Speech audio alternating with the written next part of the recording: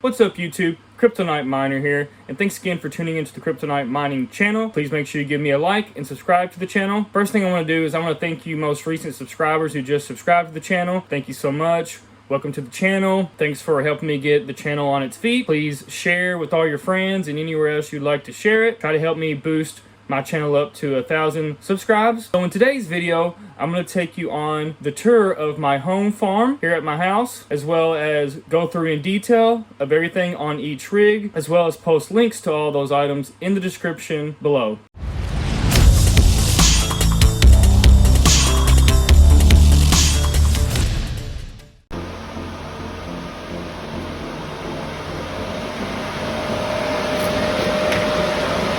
Alrighty.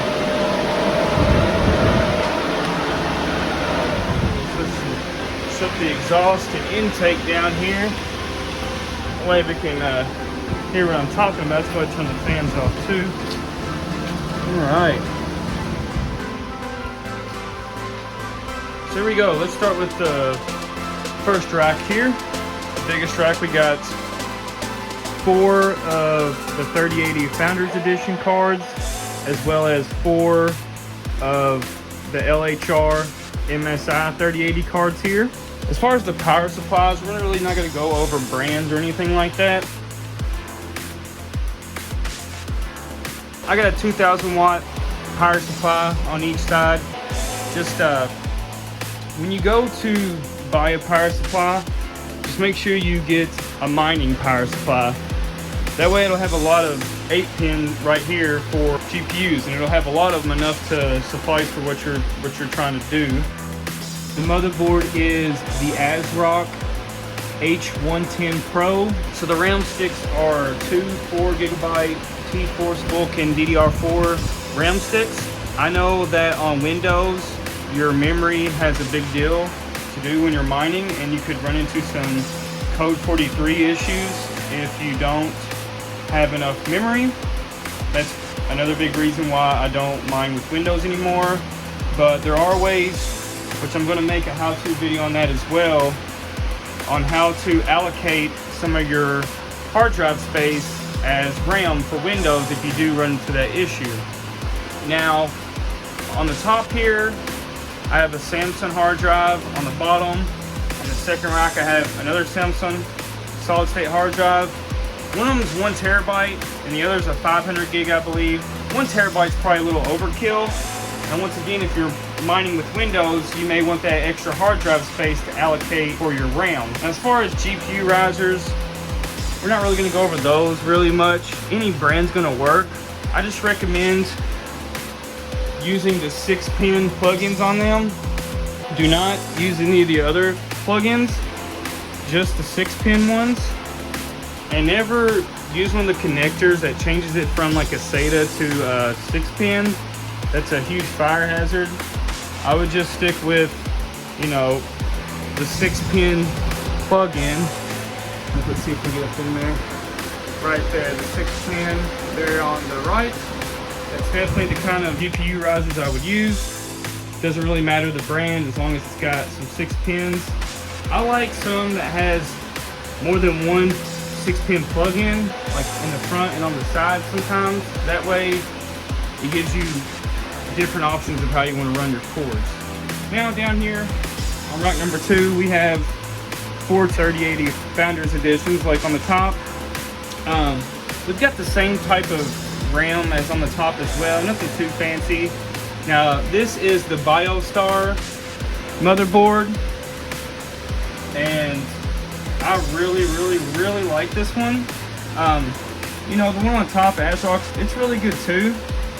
But something about this one, I just really like it. I like the red lights where the USBs plug in. Also, the motherboard comes with these cool GPU risers right there. I love the lights on them. And then we already kind of hit on the hard drive there. Just basically a Samsung solid state. A 500 gig should suffice. Unless, once again, you're mining with Windows and you need more RAM space so you can allocate some of your hard drive for that RAM space. And like I said, I plan on making a how-to video on Windows, how you can do that if you do have the code 43 error when trying to get your cards up and running. So once again, just another 2,000 watt GPU power supply. Okay, so freeze frame here real quick. Making the video, I forgot to mention my processors on these two machines right here. On the top rack, it is an Intel Core i3-7100, which honestly I think that's a little bit overkill. That was my first one, so I really didn't know what I was doing as far as buying processors. So that is definitely overkill because your GPUs is what's going to do all the processing for you. And then on the bottom rack, rack number 2, it's not quite as powerful as the other processor because it's not needed when mining, is the Intel Celeron G4930.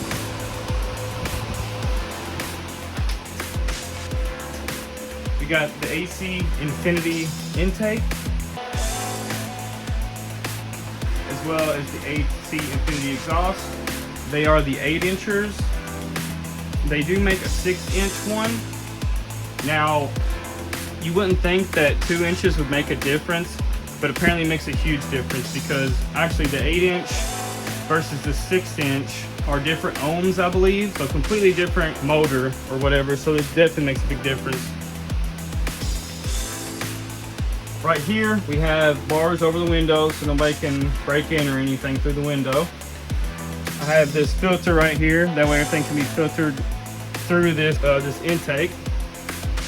I also have the AC ready to go that I can turn on with Wi-Fi wall switch, which I also have all my fans and my exhaust and everything plugged into.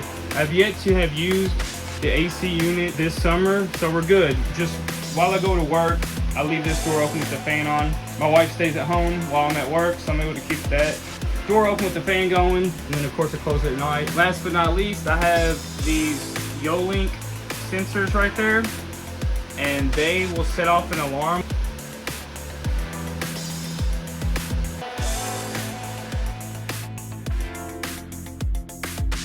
That alarm right there. I also have one of those in my bedroom. So if someone comes in here at night, it works really well. It's gonna go off and it's going to alert me, and I'm gonna be awake because it's really, really loud. And there's a spider web right there I need to take care of. But anyways, also these things are battery powered and Wi-Fi, so if you cut the power out here or cut the Ethernet cable coming out here, it will still go off even though all that's down. And then I simply just have a Linksys unmanaged switch right here, which once I get more rigs out here, I will upgrade that to an 8-port or something like that. But always get an unmanaged switch. Don't get a managed switch. All you need is unmanaged. If you get a managed one, you'll have settings and stuff on that. But if you have a router before that with all your settings on it, there's really no point of having a managed switch. I also have a camera up here so I can keep an eye on things. Okay, that's what brings us down here to the basement in the house where I originally started.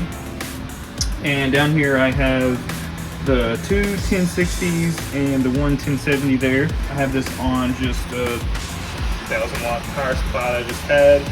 Now this motherboard down here, it's got a built-in processor on it right there. It does have a, I think, yeah, it's just a regular Western Digital hard drive, nothing too fancy. Now this motherboard has the PCI Express slots built in on it, so it's a pretty cheap motherboard along with the processor built in on it. After getting it, I would never buy one again. So this is kind of just like my Frankenstein ring I just kind of threw together. I brought these two 1060s and the 1070 down here because I did have them out in the mining shed, and for some reason these cards were just getting way too hot during the summertime, way too hot for comfort. The other cards were not getting like that. I don't know if it's just that the 3080s out there, since they're bigger, stronger cards, they're able to withstand more heat and able to keep themselves cooler somehow, or is it just because I bought these cards in here used and they're more worn out? I don't know. So I just moved them down here because these three little cards in our basement's not making the basement heat up at all. So I just did that, and there we are. Also, the type of RAM it takes is a laptop type RAM. I had originally bought DDR4 RAM because that's what it said, and then when I got it, I realized that laptop RAM is smaller, and that's what this takes.